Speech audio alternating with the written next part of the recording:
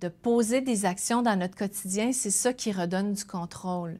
Même si on a la maladie, on n'a pas eu le choix de l'avoir, mais ce sur quoi on a le choix, c'est de modifier ces aspects-là de notre vie, ou en tout cas de faire de notre mieux pour qu'ils s'améliorent.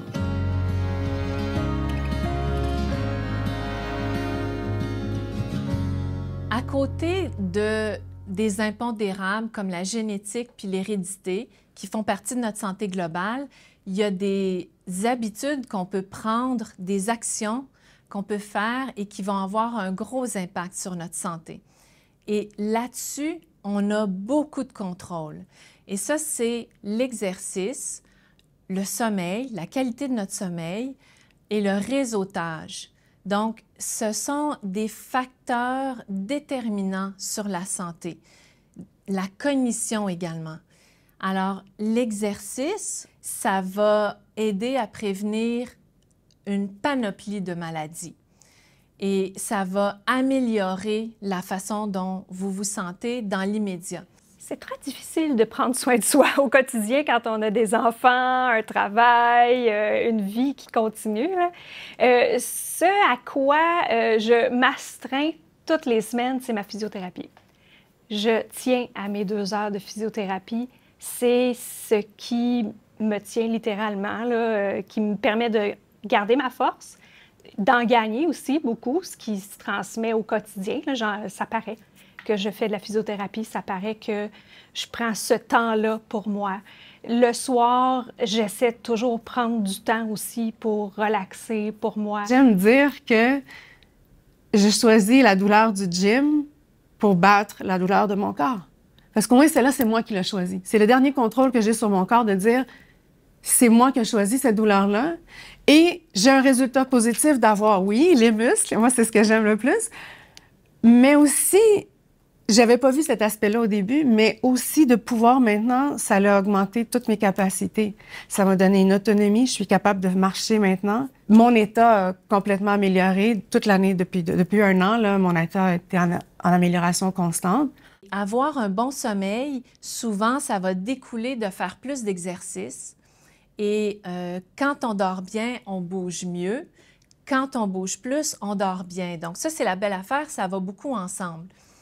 Autre facteur sur lequel on a du contrôle, c'est le réseautage. D'avoir un réseau de soutien, que ce soit des personnes qui viennent nous voir dans notre entourage directement ou le réseau virtuel. Il n'y a plus d'excuses maintenant pour ne pas aller vers les autres et ça va être un énorme facteur de protection pour la santé. En plus, le réseau social, ça fait en sorte qu'on se confronte à d'autres idées, on exerce notre cognition, on assouplit notre pensée, on rit plus. Et ça, le rire, c'est déterminant dans la santé. Donc, ces 3 facteurs-là sont déterminants. L'exercice, la cognition et le réseautage. Ce sont des choses qu'on peut améliorer, qu'on peut ajouter dans notre vie et faire une énorme différence sur notre capacité d'adaptation. Je dirais que pour prendre soin de moi, je fais du jiu-jitsu.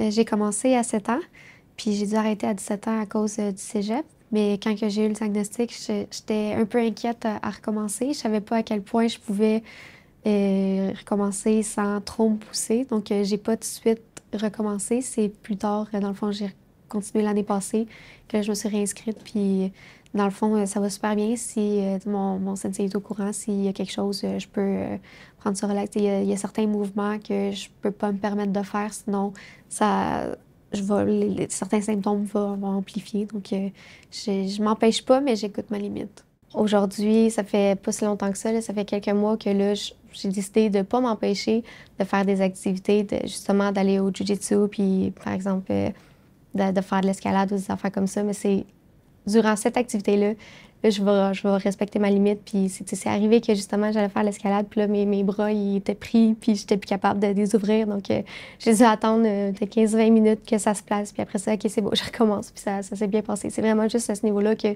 je m'empêche plus, mais je respecte ma limite quand même. Je faisais partie d'un club de triathlon et de coureurs aussi. Et c'était en même temps une activité sportive qu'une activité sociale. C'était mes amis, c'était le sport, mon activité physique, etc. Après mon diagnostic, j'ai pu continuer, même s'il y avait des nouveaux défis, mais j'ai pu continuer. Et pour moi, c'était important de continuer parce que j'ai vite compris que l'activité physique, c'était sans doute le meilleur remède à beaucoup de symptômes que j'avais. Et si j'étais capable de le faire, il fallait que je continue. Il y avait définitivement un effet direct de bénéfice entre le sport et les bienfaits. Il y a des habitudes de vie qu'on va vouloir examiner aussi, qu'on a peut-être, qui nuisent à notre santé mentale, qui nous rendent peut-être plus anxieux, comme la nourriture qu'on prend, la façon dont on nourrit notre corps, ce qu'on boit. Évidemment, le café, c'est quelque chose qui peut rendre nerveux, peut faire en sorte qu'une personne va être plus anxieuse tous les jours. Donc, ça peut valoir la peine de faire un petit peu le bilan de ces habitudes-là et de voir qu'est-ce qu'on est capable de modifier d'une façon réaliste, d'une façon avec laquelle on est confortable et voir les effets que ça va avoir.